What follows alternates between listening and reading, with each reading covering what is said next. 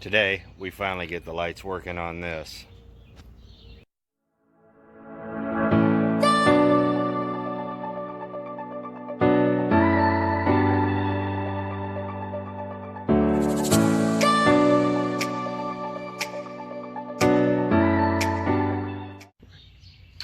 Okay, so today we're back on the Crown Victoria. We're going to rough everything in, build a wiring harness, and then get everything to function. I think I have everything I need. I got some schematics. I actually got an upfitter's guide, and now we can actually start piecing the rotating light assembly, or the wigwag light assembly, into the car. And so that's what we're going to do today. Hopefully we'll have the headlights blinking and the reverse lights blinking in unison. So let's get to that. One of the things that I had to learn was how all this wiring's run. I was assuming everything was run through the lighting module, and on a lot of newer cars it is. But this did have a separate wiring harness, separate computers and stuff like that. So all my preconceived notions were pretty much wrong, but it's a lot of plug and play, so that actually helps. So I went and found an upfitter's guide, and that really helped also. So now I have a pretty good idea what I'm doing. That's the advantage of social media, is that when you start dealing through 900 smartasses, eventually you can get a thread and figure out what you need to do, because these people aren't out to help you, but eventually you find one that does. We're going to start with this plug right here. This plug is actually where you hook in the lighting unit to make the lights alternate. It runs through here and ran through a wiring harness back there. Alright, so when those cars came from the factory, when the wigwag box wasn't plugged in, they had a plug to keep all the wiring clean. Well, what I found out was I had the plug on there too, but the plug itself was an actual plug with a blocking plate. So the other night I took the plug off and actually built a wiring harness for the wigwag. So now got the left hand, the right hand, and this right here is for the URLs if your car's equipped. So we're not going to need this, but I put it together anyway. So now we got the left hand and right hand, and we can plug this into our wigwag box. So we're going to run the wiring harness and show you how that runs. We're going to get it all rudimentary run and then get it all in length, and then we'll go ahead and then hook up the boxes and the power to it and show you how that all works. As we go through our upfitter's guide, we learn about the fuse box and the glove box and the different areas where there's fusible links and whatnot, and where there are different plug-ins for like a truck light bar connector right there, and shows where they all are. You know, different connectors, and there's just all sorts of neat stuff in here. So we'll find what we need, which is apparently over here. Apparently I took a screenshot of that and forgot to print it out, so I'll have to do that a little later. But along with that, we got this, which is going to help with the wiring harness and the color coding for the wires for the stuff going to the back. So I'll get these wires run and I'll show you what we're doing. I didn't mention we got a siren too. It's got two different settings, and it's really loud, but it may or may not go on. I think this is for a burglar alarm for inside a house, but I thought it was funny. The guy gave me a smoking deal on it. I didn't pay $59 for this. I wouldn't pay $59 for this, but I thought it was funny, so we might zip tie it on the inside of the grill just for fun for now. But I actually have a real siren. I just need to get a good speaker. As we talked about before, there's a hole under here where the wiring harness went through, so we're going to run our first two wires through that hole.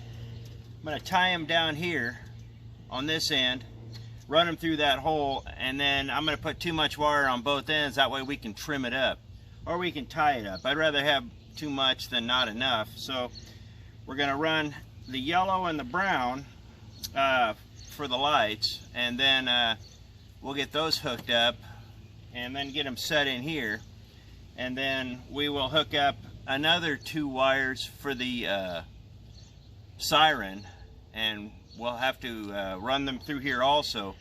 But then the big deal is running the power line, and that's going to be a challenge because I'm not sure how that needs to be hooked up yet. With all the computers and stuff in these cars, there's 2 things you need: is a very good chassis ground and a strong enough power wire, because you don't want to burn anything up. Okay, so we've got 4 of the wires run. These are going to be the supply wires. We don't have the power of the ground run yet. Now they're all different colors. I did that on purpose because, well, yeah, you just need to know what you're hooking up to, and this makes it easier. So we have a lot of extra wire, but this will go to the other side of the hood, and hopefully we won't have to trim hardly any of it. Now, let me go on the inside and I'll show you what I did there. On the inside, you can see it's coming through the hole in the firewall there, and coming up through here. I've got it run through the Giotto desk and a bunch of it out the back. Now, we're going to be trimming a lot of that off, but we're not going to be trimming a lot of it off until after we've already run the wiring harness. We're going to put this in, we're going to get it all measured out. I'm going to hook everything up front, do a pre-fit, but part of why I have so much extra wire is I have to route the wiring harness. It's just laying right now, so it still has to go along the firewall and where it needs to go, but also on the inside of the car, it's got to go up in the dash, go across, and then back down in an orderly fashion, because I can't leave it here on the floor. Everything will get caught in it, feet will get tangled up in it, and it just won't be a good deal. Okay, so under the hood, we put a little bit of shielding on it because we're going to route this part of it through here. Now, we don't have the power lines run through it yet. We're going to run those through a separate deal. I'm going to have to run, I'll do a temporary power line today to get everything working, but what in reality needs to happen is I have to get a big fat power line like you run in an amp, and it's going to have to be hooked directly into the battery and then ran through the firewall. And I'm going to run that separately, and we're also going to run the ground separately because I need to make sure this thing is grounded properly so that I have proper flow, because these lights and sirens and stuff will not work without a proper ground. Alright, so we've got the thing routed through the firewall. We had to wrap it or route it a little weird under the hood, but we've got the plug, we've got the spade connectors on there for now. This is for the URLs, which we do not have. So a good idea is to just basically fold the wire over into a loop and tape it up, and that way you'll know this is not a wire you need to use. So now we color coded the wires, so now we're just going to plug it in and plug it into the box, and then for the most part everything but running the power wire is done in here.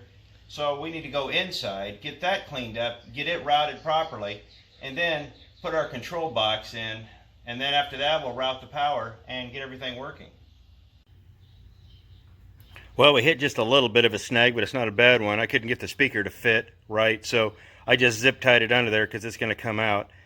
I got the wigwags hooked up with the plug down there. I routed this through the firewall through some shielding, and up there I've still got to put shielding down there and then run it through, but I'm not going to run any of that through, the shielding through, until I actually put a power line through there. So let me go do that, and we'll get everything on the inside hooked up now. Okay, so far we have the ground wire hooked up. We got it all routed through. We put shielding on it and routed it all the way through the firewall. This is the power wire, and I'll explain this in a minute. This is permanent, but not like you think. We haven't hooked, that's the last thing we're going to hook up. And let's go on the inside of the car. Okay, so we have it all shielded all the way through the firewall, from the radiator support to the firewall to here. I went ahead and just did it. the power line isn't, well, it's permanent because I need it for some illumination stuff. It will work in the short term to power up a few things in here, but what I really need is a big old honking power line with an inline fuse on it, like you would find on a power amp for a stereo.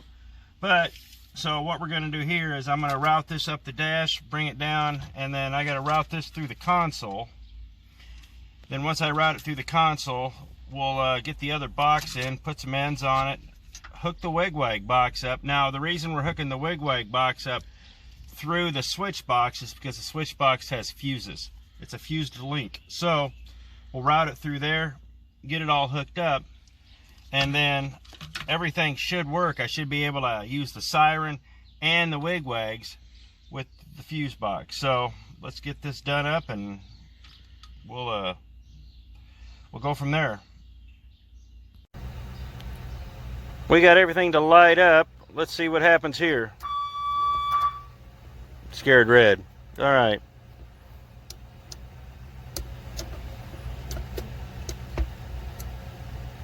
For some reason, we don't have the other horn. Okay, so we got the other horn working now.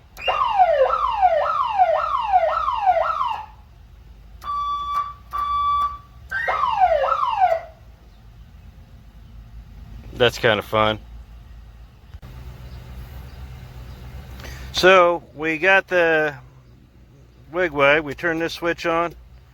You can hear the box clicking down there. So let's go out and see what it looks like. Well, we got the headlights to wig-wag. I'll show you how we did it, but it's having a grounding problem. The harness itself on the other side of the plug is actually broken. I found out, so I'm going to have to take the front end off and dig into that harness, but we got this working, and that's pretty cool. Well, this is going to take a little more work, but you see how it was done, so that's actually pretty cool. I'm glad I got that. We're going to have to tackle the back next. Well, so far today we've accomplished what we set out to do. Now, all this part was permanent, but the way we mounted it up wasn't. I've still got to build a little container to put the wig-wag box in, get this mounted permanently, and I need to run a wire to the back, and that's something we're going to save for another video. The box worked well.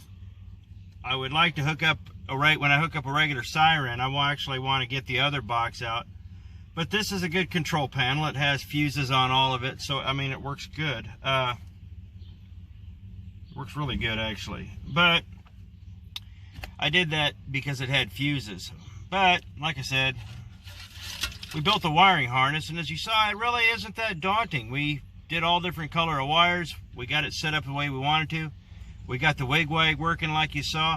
We got the siren working. Really cool. I'm just really pleased with the progress so far.